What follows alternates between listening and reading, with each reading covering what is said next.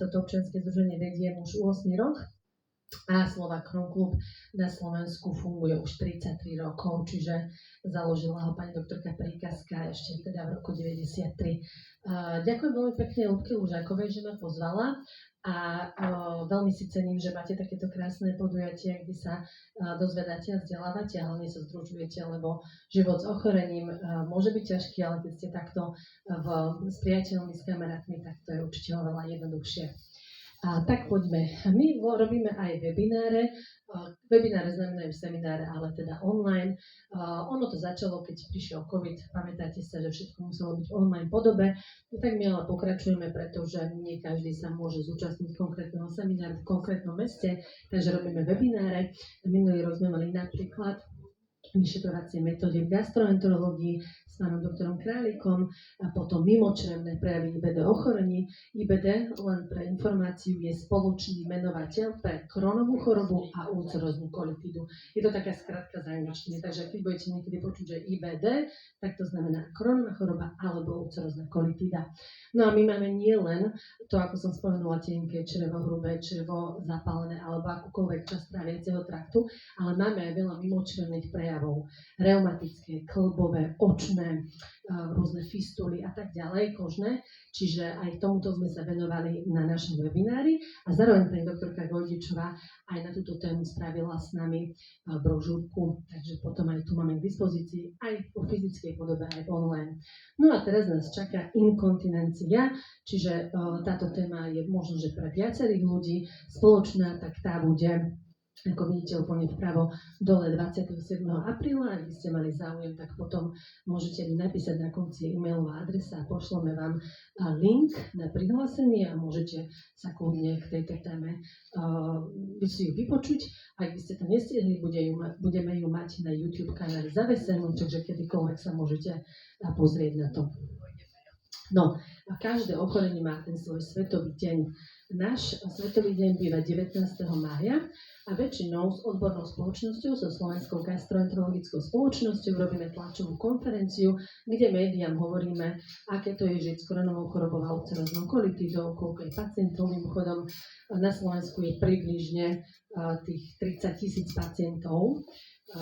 Nie sú presné štatistiky, to už zdravotnícky systém alebo lekári si musia povedať, že prečo, alebo ako to teda zachytia presne, ale cca 30,000. No a teda na tej tlačovej konferencii som sa Slovakronku väčšinou ja a taká farba IBD ochorení je fialová. Myslím, že ale fialová má viacero aj ochorení, no ale my vtedy sa snažíme do fialova alebo na fialovo vysvietiť niektoré dominanty, napríklad v Bratislave Most SMP, alebo myslím, že toto je Trnava dole vpravo, úplne vľavo je Košická katedrála a svätej Alžbety, takže keď budete niekedy vidieť niečo na fialovo akorát 19.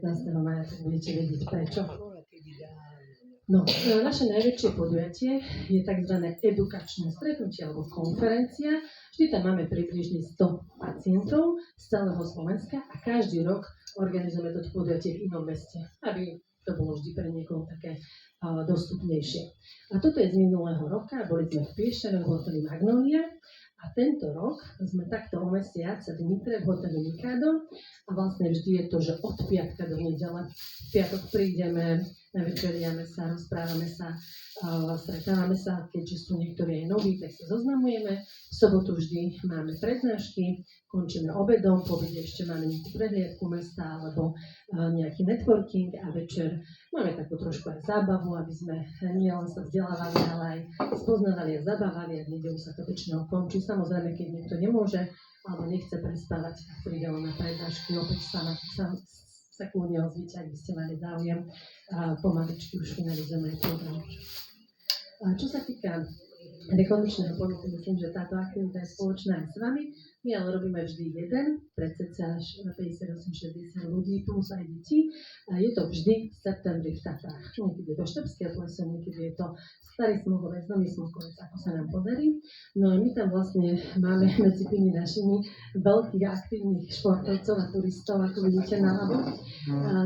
Máme tam samozrejme rôznych, čiže niekto nevie alebo nechce ísť na vysokohorskú turistiku, tak ide na prechádzku okolo Štrbského plesa alebo ide do wellness, ale každé ráno cvičíme jogu alebo pilates, máme to tak porozdeľované a potom máme aj prednášky samozrejme, lebo ten týždeň chceme využiť, nech tam prídu aj prednášať odborníci, ale aj samozrejme aj pacienti navzájom sa od seba učíme, keď sú noví. Takže opäť tento rok to bude v septembri Hotel Soraya 3 Štrbské pleso. A potom máme spomínané semináre odborné, ktoré sú 1 až 2 krát ročne. A vlastne väčšinou je tam opäť okolo 50 pacientov, lebo väčšinou prídu z toho okolia konkrétneho mesta. A toto je zase z minulého roka fotografie, kedy to bolo v Bratislave v hoteli Tatra a väčšinou, keď to nie je na jeseň, ale už viacej v tej zime, tak vždy to spojíme s vianočnými trhmi, že vždy ideme spolu potom vianočné trhy po prednáškach. A vlastne teraz to bude opäť na jeseň alebo zima. Uvidíme, či Bratislava, možno, že dáme Košice, tak snažíme trošku aj prestriedať mesta. A máme taký nový projekt, lebo ako vidíte, tak nestretávame sa tak často napríklad ako vy. A preto sme si povedali, že potrebujeme lokálneho koordinátora, ktorý pomaličky rozbehne také menšie skupinky. Čiže rozbehli sme v Trenčín, plánujeme Nitru, Bratislava štandardne, tam sa dejú tie konferencie a do budúcna Košice a Prešov, ale samozrejme aj ďalšie mestá. A vždy to vedú pacienti, ktorí sú našimi členmi. A už sú teda pacienti aj dlhšie, čiže možno tomu novodiagnostikovanému vedia poradiť, pomôcť, navigovať ho a teraz stretávajú sa či už preto, lebo sa idú buď vzdelávať, alebo sa vám poradia, porozprávajú sa a podporia, lebo teda v autoimunitnom ochorení, ako je Crohnova choroba ulcerozná, je dôležitá tá podpora a pochopenie. No, samozrejme spolupracujeme s viacerými za minulé roky. A to je hlavne teda Asociácia na ochranu práv pacientov, kde sme členmi ako pacientská organizácia, potom pacienti IBD, to je vlastne Slovakron Klub v Čechách. Hej? Čiže tým, že tam nemáme jazykovú bariéru, tak my vlastne s českou organizáciou máme spoločné projekty, pozývame sa navzájom na ich podujatia, naše podujatia a snažíme sa pochopiť možno aj, prečo to české zdravotníctvo nie je na tom až tak zle ako na Slovensku častokrát, či už s liečbou alebo dostupnosťou, ale samozrejme sa navzájom učíme od seba. Slovion, koto sú stomice. Asi viete, ale keď nie, tak častokrát to IBD ochorenie, čiže Crohnova choroba ulcerozná kolitida, môže dospieť do toho štádia, že to črevo, alebo teda tú časť čreva už nevieme zachrániť a preto musíme črevo vybrať a máme vývod stómiu. Čiže my s tými stomikmi máme tedy spoločné a radi sa teda navzájom vzdelávame a podporujeme. A liga proti reumatizmu, tak ako som vám povedala na začiatku, máme črevné prejavy, aj reumatické, tak sme si vlastne minulý rok povedali, že tiež sme boli my im prednášať, oni nám, takže takáto podpora vzájomných pacientských organizácií je veľmi dôležitá a samozrejme som predala aj zväz diabetikov, keďže tu stojíme, ďakujem veľmi pekne za príležitosť a určite vymyslíme, kedy to znovu vymeníme, že Ľudka, ty pôjdeš k nám prednášať. IFCA je International Federation, čiže Medzinárodná federácia pacientských organizácií z Európy a zo sveta, ktoré sa venujú Crohnovej chorobe a ulceroznej kolitide. Tiež sme členmi a tiež každý rok chodíme do Bruselu, aby sme sa stretli, porozprávali a vlastne zisťovali, ako to je v iných krajinách, či majú rovnakú liečbu, či majú rovnaké podmienky. Takže takto sa navzájom tiež podporujeme a učíme. VPA je tiež World Patients Alliance, čiže taká svetová pacientská aliancia. V nej sú pacientské organizácie rôznej oblasti. Určite aj diabetici, chroniaci, reumatici, čiže tam sme tiež novodobí členovia. No a mám takú česť, že nemocnica svätého Michala v Bratislave ma oslovila, že zakladá pacientskú radu, kde je, myslím, že pani doktorka Leviová z AOPP, sú tam zástupcovia lekárov a aj pacientov, tak ma oslovili, takže sme už mali aj stretnutia a snažíme sa aj touto formou byť aktívni. A my teda sme si povedali aj s Čechmi, lebo Česi majú rovnakú aplikáciu, že chceme mať to svoje IBD ochorenie pod kontrolou a nechce sa nám písať na papier, kedy mám vyšetrenie, na ďalší papier, aké lieky beriem, na ďalší papier, kedy mám ísť na krv, ale máme aplikáciu v mobile, kde si to všetko vlastne zaznačíme. Čiže zapíšem si 20. mája mám kontrolu a telefón míňa deň vopred, pípne, zabudni, zajtra máš kontrolu, alebo krv, alebo vyšetrenie, kolonoskopiu a tak ďalej. Zároveň sú tam aj edukačné články, ktoré s pani doktorkou Kojdičovou, ktorá je garantom, pripravujeme, aby človek mal ako keby všetko v jednej kope a mohol si tam aj prečítať nejaké informácie. A samozrejme sú tam aj také, že kde chodíte k lekárovi, tak si vlastne vyselekujte. Aha, chodím napríklad do nemocnice svätého Michala, označím si, a keď niekedy neviem, akú majú mail alebo číslo, hneď sa mi to tam preklikne. Čiže je to ako keby taká pomôcka pre pacientov s koronovou chorobou a ulceroznou kolitidou. No, ešte sme aktívni, možno poznáte, možno nie. Existuje televízia Doktor, ktorú si niektorí môžete na vašich televíznych príjimačoch naladiť. Keď tí, čo majú UPC alebo Orange televíziu, tak ju máte. Ale ak nemáte, tak oni majú na web stránku www.tvdoktor.sk a tam oni live naživo, sa môžete pripojiť a naživo sledujete tú televíziu. A keď to nestihnete, tak majú aj archív.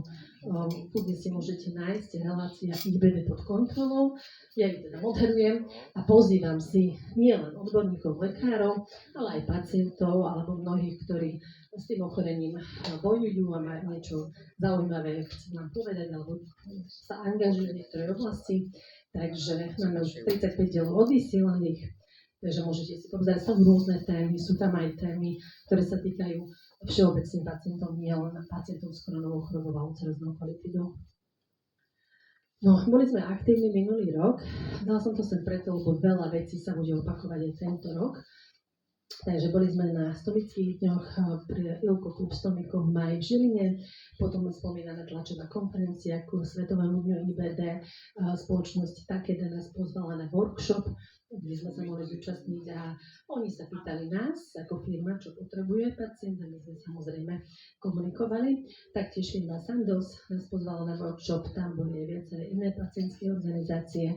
Hildebrandové Bardiovské gastroenterologické dni, to boli že 38.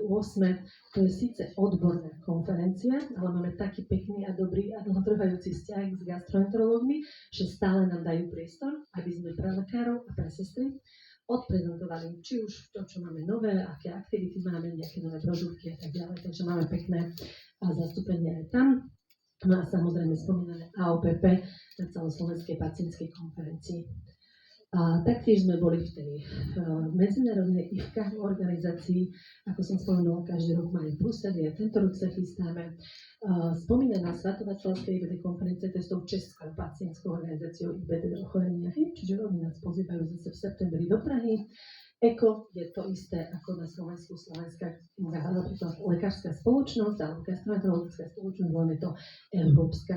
A opäť nás pozvali, poďte si vypočuť prednášky, poďte si meniť pacienti z celej Európy skúsenosti, takže sme tam boli v Berlíne. Potom tu máme klinické štúdia a téma klinických štúdií je stále taká nová na Slovensku podľa mňa a veľa pacientov s koronovou chorobou a ulceroznou kolitidou sa zapája do klinických štúdií, lebo majú veľakrát výsledky, že to pomáha, takže samozrejme chceme aj o tomto informovať, ale je to teda na každom, či sa naprie alebo nie. No a teda VPA, to som bola v Lisabone minulý rok, to je teda dolná fotografia na európskom meetingu, kde som hovorila o self-care for physical and mental well-being, čiže ako sa starať o seba po fyzickej a psychickej stránke z pohľadu IBD pacienta, takže som mohla prednášať aj na tejto medzinárodnej platforme.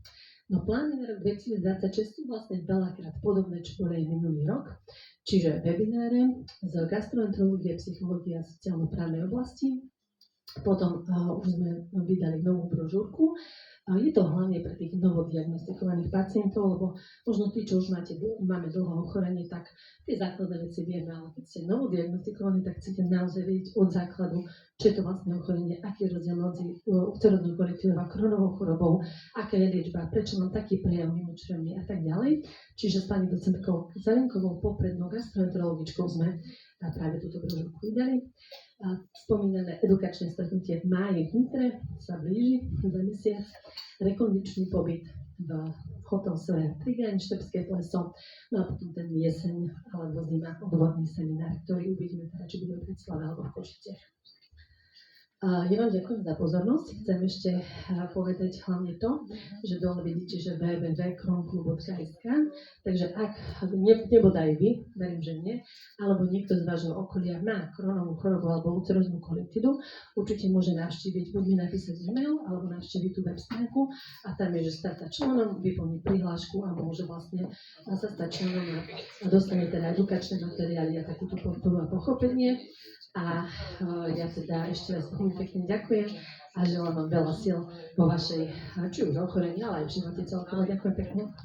Ďakujeme veľmi pekne pani magistr Renate Ivaničekovej za jej čas a ochotu prísť ku nám. Ešte nech sa páči, sú otázky, ak sú, ja požičiam mikrofón, nech sa páči.